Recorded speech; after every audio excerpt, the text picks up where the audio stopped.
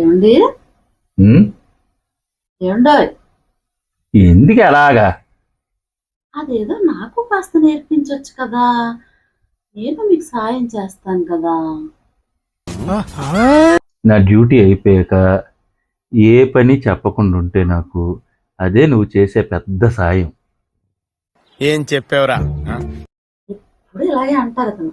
ఇతను ఒక్కలే కష్టాన్నంతా పడతానంటారు. యువతల వాళ్ళకి ఏమీ చెప్పరు.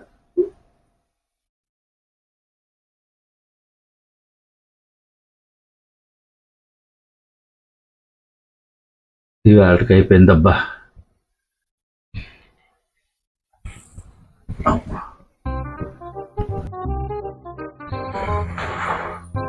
జ్యోతి, ఏండి? బాగా అలసటగా ఉంది, కాస్త పడుకుంటాను, డిస్టర్బ్ చేయక. సరేనా? పడుకొని లేచాక భోజనం చేస్తాను నేను. అలాగేనండి. ఏండి చిన్న మాట. ఏంటి?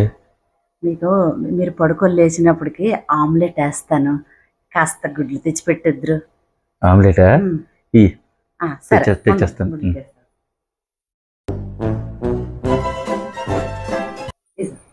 ఎన్ని తేవాలి? ఓ 10 తెచ్చి.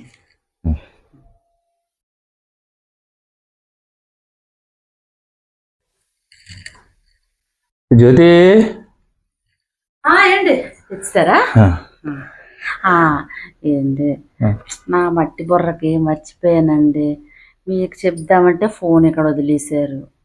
ఉల్లిపాయలు లేవండి ఆమ్లెట్కి, కాస్త తెచ్చి పెట్టద్దురు ప్లీజ్.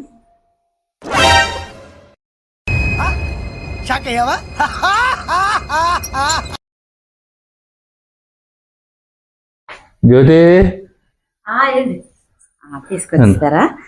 అది పడుకోండి. ఏంటి ఏంటి బాత్రూమ్కి వెళ్ళారా? వెళ్ళు. చూసారా పైప్ ఎలా లీక్ అవుతుందో? అది ఎప్పటి నుంచి అవుతుంది కదే. అలా లీక్ అవ్వకూడదండి. అది కాస్త చేసి పెట్టొద్దు ప్లీజ్. అది చేసి పెట్టేసి పడుకోండి ప్లీజ్ ప్లీజ్. ఏ రాత రాసేవరా బ్రహ్మి, నా బతుకు చెరా.